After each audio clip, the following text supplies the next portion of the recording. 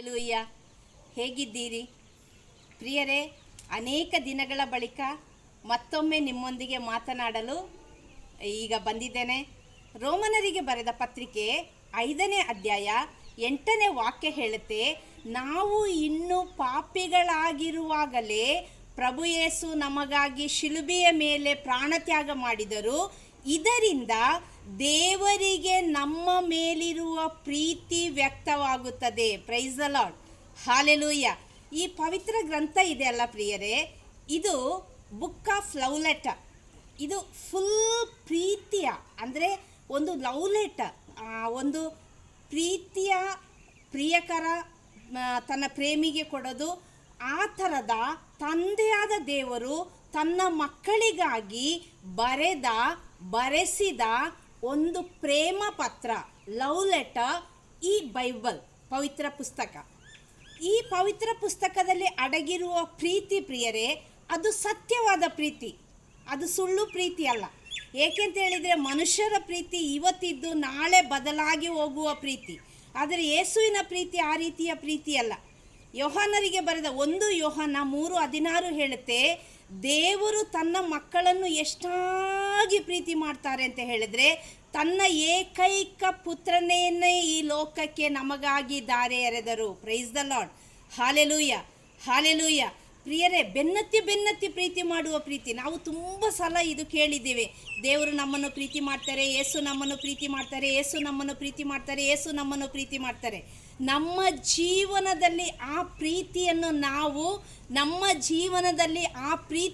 ನಾವು ಅನುಭವಿಸಬೇಕು. ಮೊನ್ನೆ ನಾನೊಂದು ವಿಡಿಯೋ ನೋಡ್ತಾ ಇದ್ದೆ. ಒಂದು ಮೊಸಳೆಯ ಬಾಯಲ್ಲಿ ಒಂದು ಆಮೆ ಇರುತ್ತೆ. ಆ ಆಮೆಯನ್ನು ಕಚ್ಚಲಿಕ್ಕಾಗಿ ಮೊಸಳೆ ಅಂತ ಕಚ್ಚಕ್ಕೆ ಹೋಗುವಾಗ ಆ ಆಮೆಯ ಮೇಲೆ ಒಂದು ಚಿಪ್ಪು ಇರುತ್ತಲ್ವ, ಆ ಚಿಪ್ಪು ಜಾರ್ಕೊಂಡ್ಬಿಡುತ್ತೆ, ಮೊಸಳೆ ಕೆಳಗೆ ಬಿದ್ದೋಗ್ಬಿಡುತ್ತೆ. ಪುನಃ ಏನು ಮಾಡುತ್ತೆ, ಆ ಮೊಸಳೆ ಅಂತ ಬಾಯಿ ಹಾಕಿ ಆ ಆಮೆಯನ್ನು ಪುನಃ ಕಚ್ಚಕ್ಕೆ ಹೋಗುತ್ತೆ. ಪುನಃ ಮೊಸಳೆ ಇದು ಆಮೆ ಇನ್ನೊಂದು ಕಡೆಯಿಂದ ಜಾರ್ಕೊಂಡ್ಬಿಡುತ್ತೆ. ಮೊಸಳೆ ತಿರುಗಿ ಅದನ್ನು ಕಚ್ಚುವ ಮೊದಲೇ ಮೆಲ್ಲಗೆ ಆಮೆ ಹಾಗೆಯೇ ಆದ್ಕೊಂಡು ಹೋಗ್ಬಿಡುತ್ತೆ. Price the Lord. Hallelujah, hallelujah. ಅದೇ ರೀತಿಯಲ್ಲಿ ಕಷ್ಟ, ದುಃಖ, ನೋವು, ನಿರಾಶೆ, ಸೋಲು, ಏಕಾಂಗಿತನ, ಅನೇಕ ದುಃಖ, ದಾರಿದ್ರ್ಯಗಳು, ನಿಂದೆ, ಅಪಮಾನಗಳ ಮಧ್ಯದಲ್ಲಿ ಆ ಮೊಸಳೆಯ ಬಾಯಿಯಲ್ಲಿ ಸಿಕ್ಕಿಕೊಂಡ ಆಮೆಯಂತೆ ನಾವು ಈ ಲೋಕದಲ್ಲಿ ಆ ಸೈತಾನನ ಕುತಂತ್ರಕ್ಕೆ ನಾವು ಸಿಕ್ಕಿಕೊಳ್ಳುವಾಗ ಯೇಸುವಿನ ಪ್ರೀತಿ ನಮ್ಮನ್ನು ಅದರಿಂದ ಜಾರಿಸಿ ನಾವು ಕದಲಿ ಮುಂದಕ್ಕೆ ಹೋಗುವ ರೀತಿಯಲ್ಲಿ ಆ ಪ್ರೀತಿ ನಮ್ಮನ್ನು ಆವರಿಸಿಕೊಳ್ಳುತ್ತದೆ. Praise the Lord. Hallelujah, hallelujah. ಆ ಪ್ರೀತಿಯನ್ನು ನಾವು ಅನುಭವಿಸಬೇಕು ಪ್ರಿಯರೇ, ಆ ಪ್ರೀತಿಯನ್ನು ನಾವು ಅನುಭವಿಸಬೇಕು. ಯಾವುದೇ ವ್ಯಕ್ತಿಯಿಂದ ಅದು ನಮಗೆ ಸಿಗಲ್ಲ, ಯಾವುದೇ ಶಕ್ತಿಯಿಂದ ಅದು ನಮಗೆ ಸಿಗಲ್ಲ. ಈ ಪವಿತ್ರ ಪುಸ್ತಕವನ್ನು ದಿನಕ್ಕೆ 1 ಅಧ್ಯಾಯ 2 ಅಧ್ಯಾಯ ಆದರೂ ಓದಿದ ವಾಕ್ಯವನ್ನು ನಮ್ಮ ಜೀವನದಲ್ಲಿ ಧ್ಯಾನಿಸಿದ ವಾಕ್ಯವನ್ನು ನಮ್ಮ ಜೀವನದಲ್ಲಿ ಪಾಲಿಸುವಾಗ ಆ ಪ್ರೇಮ ಪತ್ರದ ಆ ಆಳ ಅರಿವು, ತಿಳಿವಳಿಕೆ ನಮ್ಮ ಜೀವನದಲ್ಲಿ ಅದು ಸಾರ್ಥಕತೆಯನ್ನು ಪಡೆದಿರುತ್ತದೆ. Price the Lord. Hallelujah, hallelujah. ನಾವು ನೋಡ್ತೀವಿ ದೇವರು ಎಷ್ಟಾಗಿ ಪ್ರೀತಿ ಮಾಡಿದರು ಅಂತ ಹೇಳಿದರೆ, ಹಳೆ ಒಡಂಬಡಿಕೆಯಲ್ಲಿ ಮೋಶೆ ತನ್ನ ಜನರನ್ನು, ಇಸ್ರಾಯೇಲ್ ಜನಾಂಗವನ್ನು ಕೆಂಪು ಸಮುದ್ರವನ್ನು ದಾಟಿಸುವಾಗ ಕೆಂಪು ಸಮುದ್ರ ಇಬ್ಬಾಗವಾಗಿ ಹೋಗ್ಬಿಡೋದು. ಅನೇಕ ಕಷ್ಟಗಳನ್ನ ಅನುಭವಿಸ್ತಾರೆ ಇಸ್ರಾಯೇಲ್ ಜನಾಂಗ. ಆದರೂ ಹಾಲು ಜೇನು ಹರಿಯುವ ಕಾನಾನ್ ದೇಶಕ್ಕೆ ದೇವರು ತನ್ನ ಜನಾಂಗವನ್ನು ತಲುಪಿಸ್ತಾರೆ. ಅದೇ ರೀತಿಯಲ್ಲಿ ಹೊಸ ಒಡಂಬಡಿಕೆಯಲ್ಲಿ ನಾವು ನೋಡ್ತೀವಿ, ಪ್ರೇಷಿತರ ಕಾರ್ಯಕಲಾಪದಲ್ಲಿ ಯೇಸುವಿನ ಶಿಷ್ಯಂದಿರು ಎಷ್ಟೊಂದು ಕಷ್ಟಗಳನ್ನು, ದುಃಖಗಳನ್ನು, ನೋವುಗಳನ್ನು ಅನುಭವಿಸಿ ಸುವಾರ್ಥ ಕಾರ್ಯದಲ್ಲಿ ಭಾಗಿಯಾಗುವಾಗ ಎಲ್ಲರೂ, ಸಂತ ಯೋಹಾನರು ಬಿಟ್ಟರೆ ಪ್ರತಿಯೊಬ್ಬರು ಕೂಡ ರಕ್ತಸಾಕ್ಷಿಗಳಾಗ್ತಾರೆ.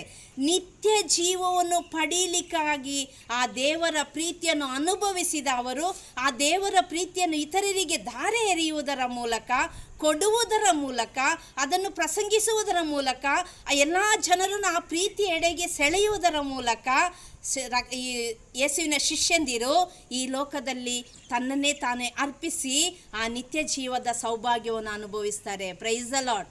Hallelujah, hallelujah. ಆ ದೇವರ ಪ್ರೀತಿಯನ್ನು ಅನುಭವಿಸೋದು ಅಂತ ಹೇಳಿದ್ರೆ ಅದೇ ಪ್ರಿಯರೇ, ಅದೇ.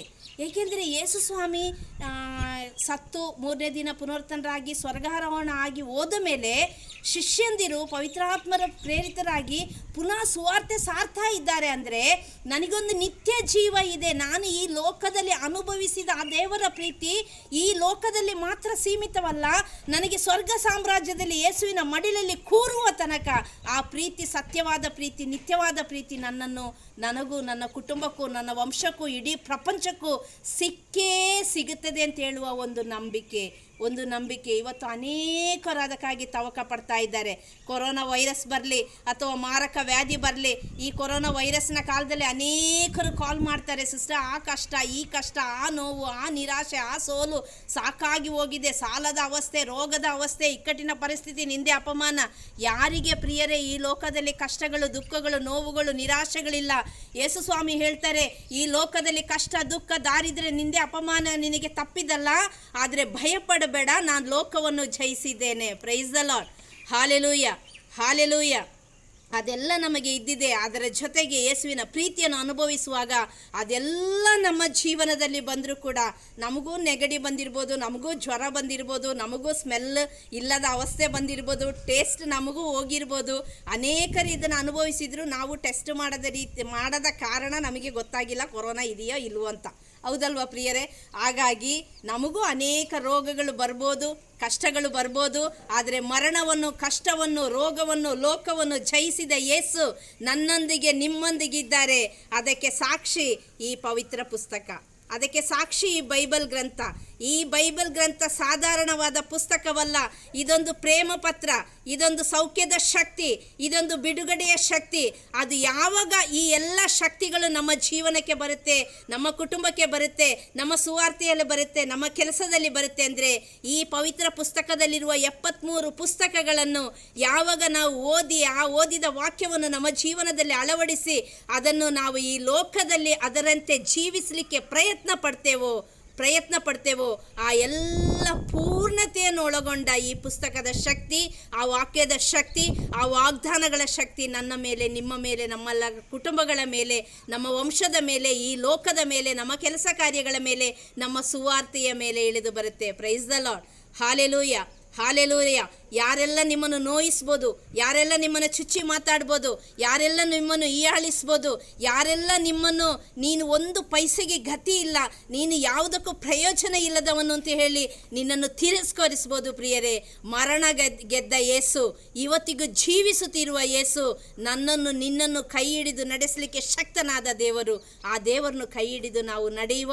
ಕಣ್ಣುಗಳನ್ನು ಮುಚ್ಚಿ ಎದೆ ಮೇಲೆ ಕೈ ಇಟ್ಟು, ಯೇಸುವೆ ಸ್ತೋತ್ರ, ಯೇಸುವೆ ವಂದನೆ, ಯೇಸುವೆ ಆರಾಧನೆ, ಯೇಸುವೆ ಮಹಿಮೆ ಸ್ವಾಮಿ.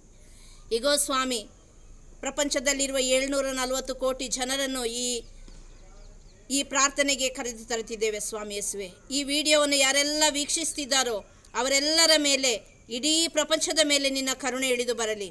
ಎಲ್ಲ ನೋವುಗಳು, ನಿರಾಶೆಗಳು, ಸೋಲುಗಳು, ನಿಂದೆ, ಅಪಮಾನಗಳು, ಕುಗ್ಗುವಿಕೆ, ಸೋಲುವಿಕೆ, ಯೇಸುನಾಮದ ಬಲದಲ್ಲಿ, ಯೇಸುನಾಮದ ಶಕ್ತಿಯಲ್ಲಿ ಸರ್ವರ ದೇಹಾತ್ಮ ಮನಸ್ಸನ್ನು ಬಿಟ್ಟು ಸುಟ್ಟು ಬೂದಿಯಾಗುವುದಕ್ಕಾಗಿ ಸ್ತೋತ್ರ ಸ್ವಾಮಿ ಯೇಸುವೆ. ನಿಮ್ಮ ಕರುಣೆ ಇಳಿದು ಬರಲಿ ಸ್ವಾಮಿ. ವಾಕ್ಯಗಳ ಶಕ್ತಿ, ವಾಗ್ದಾನಗಳ ಶಕ್ತಿಯಿಂದ ಪ್ರತಿಯೊಬ್ಬರನ್ನು ಅನುಗ್ರಹಿಸಿ ಆಶೀರ್ವದಿಸುವುದಕ್ಕಾಗಿ ಸ್ತೋತ್ರ ಯೇಸುವೆ. ಆತ್ಮಹತ್ಯೆ ಕುರಿತು ಚಿಂತೆ ಮಾಡುವ ಸರ್ವರನ್ನು ಮುಟ್ಟಿ ಸೌಖ್ಯಪಡಿಸಿ, ಸಾಂತ್ವನಪಡಿಸಿ, ಎಲ್ಲರ ಕೊರತೆಗಳನ್ನು ನೀಗಿಸುವುದಕ್ಕಾಗಿ ಸ್ತೋತ್ರ ಯೇಸುವೆ. ವೈದ್ಯರಲ್ಲಿ ಘನವೈದ್ಯನಾದ ವೈದ್ಯನೇ, ಈ ನಿಮಿಷದಲ್ಲಿ ಸರ್ವ ರೋಗಿಗಳನ್ನು ಮುಟ್ಟಿ ಸೌಖ್ಯಪಡಿಸುವುದಕ್ಕಾಗಿ ಸ್ತೋತ್ರ. ಹಾಸಿಗೆಯಲ್ಲಿ ನರಳಿರುವವರು, ಆಪರೇಷನ್ಗೆ ಕಾಸಿಲ್ಲದವರು, ಚಿಕಿತ್ಸೆಗೆ ಕಾಸಿಲ್ಲದವರು, ಏಕಾಂಗಿಯಾಗಿ ಕೊರಗುವವರು, ಕಣ್ಣೀರು ಹಾಕ್ತಾ ಇರುವವರು, ಅಯ್ಯೋ ನನಗೆ ಯಾರಿಲ್ಲಲ್ಲ, ನನ್ನನ್ನು ಕಾಯುವವರು ಯಾರು ಅಂತ ಹೇಳಿ ಮೊರೆ ಇಡುತ್ತಿರುವ ಸರ್ವರನ್ನು ಯೇಸುವೆ, ಅವರಾಗಿರುವ ಜಾಗದಲ್ಲಿ, ಅವರಾಗಿರುವ ಅವಸ್ಥೆಯಲ್ಲಿ ನೀವು ಅವರನ್ನು ಮುಟ್ಟಿ ಸೌಖ್ಯಪಡಿಸುವುದಕ್ಕಾಗಿ ಸ್ತೋತ್ರ ಸ್ವಾಮಿ. ನಿಮ್ಮ ಸೌಖ್ಯದ ಶಕ್ತಿ ಸರ್ವರ ಮೇಲೆ ಇಳಿದು ಬರುವುದಕ್ಕಾಗಿ ಸ್ತೋತ್ರ. ಅಮ್ಮ ಮಾತೆಯ ಸರ್ವರನ್ನು ಸಮರ್ಪಿಸುತ್ತಾ ಮಧ್ಯಸ್ಥಿಕೆ ವಹಿಸಿ ಪ್ರಾರ್ಥಿಸಿರಿ ತಾಯಿಯೇ. ತಂದೆಯಾದ ದೇವನೇ, ಯೇಸು ನಾಮದಲ್ಲಿ ಬೇಡಿದನ್ನು ಹೊಂದಿಕೊಂಡಿದ್ದೇವೆ ಎಂದು ವಿಶ್ವಾಸಿಸ್ತೇವೆ ನಮ್ಮ ಜೀವವುಳ್ಳ ತಂದೆಯೇ. Amen, amen, amen. Praise the Lord. Hallelujah. ನಿಮ್ಮ ಸಹೋದರಿ ಮಂಜುಳಾ ಜಾಯ್, ಪ್ರೋ ಲೈಫರ್. ನಮ್ಮ ತಂಡಕ್ಕಾಗಿ, ಯೇಸು ಸ್ಪರ್ಶ ತಂಡಕ್ಕಾಗಿ ವಿಶೇಷವಾಗಿ father Franklin, brother TK George, ಸಹೋದರ ವಿಲಿಯಂ ಮತ್ತು ನನಗಾಗಿ ಮಂಜುಳಾ ಜಾಯ್, ನಮಗಾಗಿ ಪ್ರಾರ್ಥಿಸಿರಿ. ನಿಮಗಾಗಿ ಪ್ರಾರ್ಥಿಸ್ತೀವಿ.